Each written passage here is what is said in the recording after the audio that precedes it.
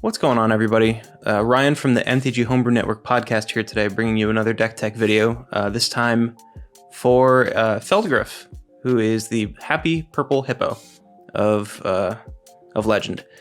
There are a lot of ways to build Phelddagrif, but most of them end up being Group Hug, and that's what this is. This is a modern Group Hug deck seeking to win the game through politics amongst the table, through self-protection and self-preservation, and setting up big wins all at once through hate and general, game actions that would stop your plan. Now, as you may notice, the list that I'm showing you today is MTG Homebrew Network Classic. It's just Phelddagrif. I didn't have a deck with just Commander, no creatures otherwise. So I'm playing Phelddagrif because I like Phelddagrif. I think it's a reasonable 4/4 for 4, and it does have a lot of game, I would say. So to get into it, Phelddagrif is a 4/4 for 1 green, white, blue. It is a Phelddagrif creature. I believe it's still just that's its creature type. And pay a green, Phelddagrif gains trample until end of turn. Target opponent puts a 1/1 green hippo creature into play. Upon, first thoughts, like giving someone a 1/1 kind of seems not awesome, but it can lead to some cool plays in the future. Upon first inspection, giving your opponents 1/1s to give your creature trample doesn't seem too good, but we are trying to give our opponents creatures and resources and life so that they leave us alone in the long run. So we're going to be trying to be people's friends today. You can also pay a white to give Phelddagrif flying, and target opponent gains 2 life. Not as good as getting a 1/1, but I feel like it has some merit when you can save people from dying, or you can just have someone gain a bunch of life all at once. Sometimes people play, the Sanguine Bond combo. So people might have either piece of that and want to gain some life. Could be good. And then pay blue, return Phelddagrif to its owner's hand. Target opponent may draw a card. Importantly, you can stack this trigger, and it is a may ability, so your opponent doesn't have to draw a card. Usually they will, but sometimes they don't want to, say if there's like a Nekusar or something like that on the table. But that's Phelddagrif. Again, kind of innocuous. All of its abilities seem very lukewarm, but when we're talking about it in the context of we're trying to have people leave us alone and give them resources so that they don't attack us or target us with their things, it ends up being like a good bargaining chip. We end up wanting to use these abilities to our disadvantage, which ends up being our advantage later. So the main win cons of this deck, as you can see, there's no creatures. There's some secret creatures. The first secret creature that I want to talk about is the one that's hiding in Dark Depths, Merit Lage. Dark Depths is a legendary snow land. It enters the battlefield with 10 ice counters on it, and you can pay 3 to remove 1. When Dark Depths has no ice counters on it, sacrifice it. If you do, create Merit Lage, a legendary 20/20 black avatar creature token with flying and indestructible. So, this doesn't just kill people outright like it would in other formats. And I think that's fine. We aren't trying to make more than one. We are just trying to have the one and to kind of put it where it needs to go. And people won't be able to block it with the hippo creatures, just their other flyers. But it's fine. We have a 20/20 big indestructible death machine at our disposal. But the barrier to entry is 30 mana. Or one of the classic combos, we also have Thespian Stage for 2 and tap. Thespian Stage becomes a copy of target land, except it has this ability. To briefly explain the combo, when Thespian Stage becomes a copy of Dark Depths, it has no counters on it because it didn't enter with them, and they both become legendary lands. So you sacrifice the one with the counters on it, and then you sacrifice this one, which has no counters on it, to its ability to make the 20/20. So instead of having to pay 30 mana, you just pay 2 mana and sacrifice 2 lands. Seems like a good deal. Our ability to set up this combo is pretty good. We have some good tutors. We have Sylvan Scrying. We have where is it? Expedition map. We're playing Tempt with Discovery. We're playing all of the search for lands that would otherwise be kind of innocuous, because we're also playing Into the North. Excuse me. That also gets us no land, which Dark Depths is. It doesn't get the other half, which would be Thespian Stage, but there's workarounds for that. Getting a land and putting it into play can usually just be innocuous, and people aren't like really too scared of Merit Legion Commander because it doesn't kill them outright. It's just kind of a like, we have this way to win the game.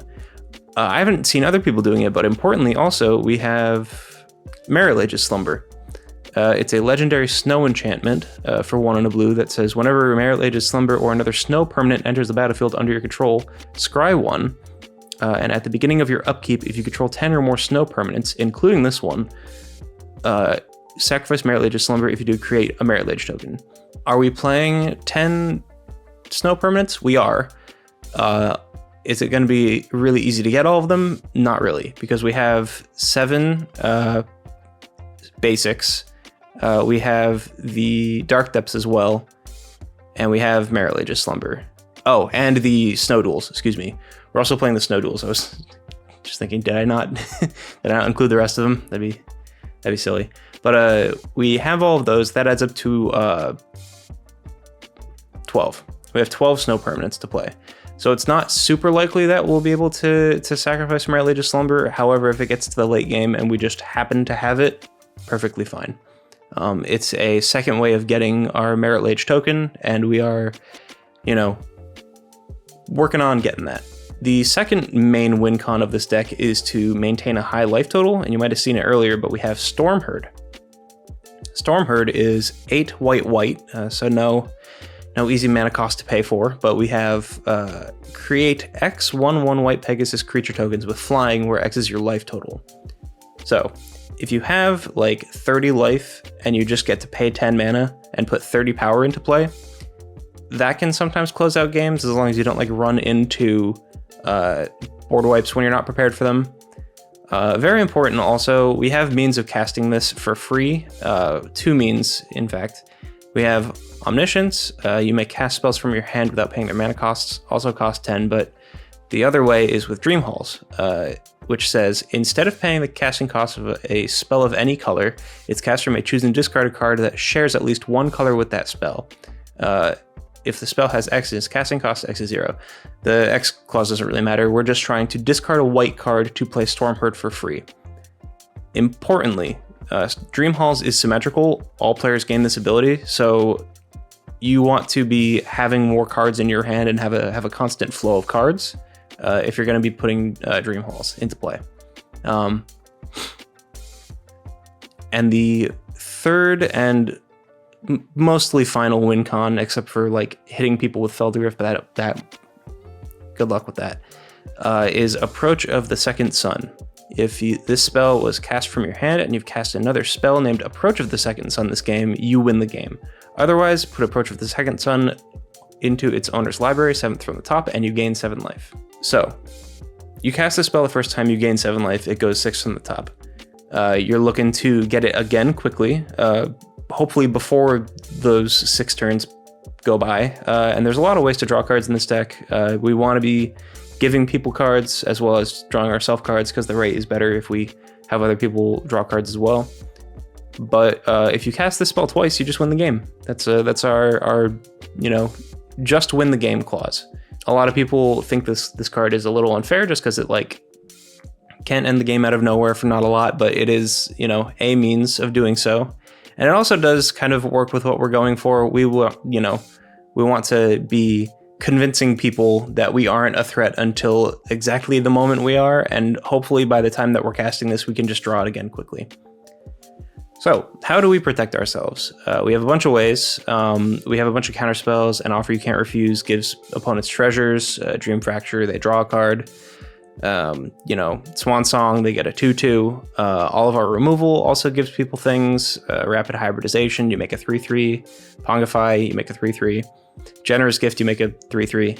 Beast Within, you make a, Cyclonic Rift is the one card in the deck, well, not the one card, but like one of the cards in the deck that is not symmetrical, I feel like it's too good not to play, but also like there's very good reason to want to include it and maybe not even overload it, just as a, trick for you to get out of positions that you might not want to be in. If you have, too much going on the board, or if your opponents do, you want to be able to deal with that all in one kind of foul swoop. And more often than not, you're not going to have anything in play that is directly threatening to your opponents. Sometimes it's Merit Lage, but that's going to be less common than often. It's mostly just going to be artifacts and enchantments that help you get to that point in the game where you're resetting everyone else's board, but you're still not the threat kind of thing. In our sorceries, we have a whole bunch of ramp, draw cards, and kind of tutors. So we have like Idyllic Tutor, get any of our enchantments like Merit Lage's Slumber. Into the north can go get a Snowland, whether it be Dark Depths or a dual that we need or a basic. Search for Glory is a really cool one where we can get a snow permanent card, which can be any of our lands, or Merit Lage's Slumber, a legendary card, which we're playing a couple. Could be like a Boseiju if someone has a card we need to get rid of, or maybe a, where is it? Oh, never mind. It just does a lot. It's a very versatile search. And we're not playing any sagas, I don't believe, so don't even need to worry about that. And then you gain some life if you cast it with snow mana. We have Show and Tell because it is symmetrical and helps people, but it also really helps us if we have Omniscience in our hand. So big thumbs up for Omniscience. Some board wipes, and I feel like the enchantments suite is really what I want to be like harping on. We have Awakening, which untaps all creatures and lands during each opponent's upkeep, or each player's upkeep. So every upkeep, everyone gets everything back. This can be really good for us for holding up counterspells, or for giving people tokens or life or draw cards if they need that. People usually like when Awakening is around. We also have Collective Restraint, which is one of the 4 prison cards that we're playing. So like Ghostly Prison, Propaganda, Sphere of Safety, and Collective Restraint. As long as we have our 3 basic land types, opponents won't be attacking us for very much. We also have, Dream Halls and Omniscience to help us cast things for free. I mentioned those earlier. We have the 2 Dictates that I think are worth playing. We don't have many creatures, so Dictate of Heliod doesn't really make a lot of sense. But Krufix and Karametra, they help our opponents as well as us, and they have Flash, so we can bring them in on our opponent's end step to bring them, to have them used on our turn, while also holding up other spells. Rites of Flourishing I've wanted to play for a long time. I just haven't done that in a while. So each player draws an additional card at their draw step and can play an additional land. This just makes the game kind of go quicker and make sure it happens instead of people getting locked out of the game. Same with Oath of Lieges. This is a classic group hug card where people are going to be, getting lands out of their deck because everyone else is going to be doing so. So there's never a time when someone gets out of the game. The game will progress. We're playing Telepathy. I think is worth playing because each opponent plays with their hand revealed. It's keeping everyone honest. There's no secrets except for yours, of course, but you keep your secrets. You're fine. You're allowed to have your your time. And in the lands, it's just mostly like we have some group huggy lands like Mikokoro to have everyone draw a card. We have Field of Ruin to make everyone search for a basic. We could be playing Demolition Field, but we're here to help. We're not here to just get rid of people's permanents. We also have Forbidden Orchard. Whenever you tap it, target opponent gains 1/1, or they create a 1/1 token.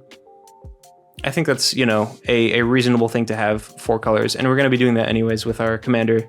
So it's just kind of on theme. That's kind of the deck. Like, there's not much to say. I didn't want to do a too comprehensive deck tech for this deck. I think it's super fun and totally worth putting together. I would play creatures if I were you, but I really wanted to build one just around just having Phelddagrif as my only creature outside of the tokens that we'll make. Yeah, that's about it. Hope you enjoyed. Give us a like, subscribe, join our Discord. The link to this deck will be in the description. Yeah, have a nice day.